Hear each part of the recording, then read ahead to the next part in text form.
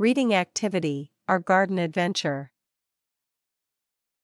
Hello, today, we are going to read a story about gardening. Listen carefully and be ready to answer some questions about the story at the end of this video. Every Saturday, Aaron and his family go to their garden.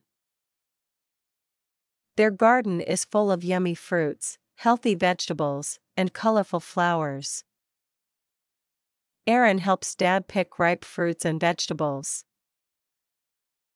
Lily, Aaron's big sister, waters the plants with a watering can. Mom loves to pick fresh, colorful flowers. Dad is responsible for digging the soil using special tools like shovels and spades. Dad always says that gardening requires care and patience. That is why gardening is a special activity for Aaron's family.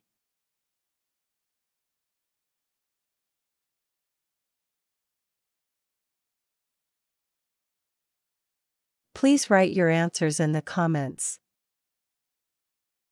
See you later.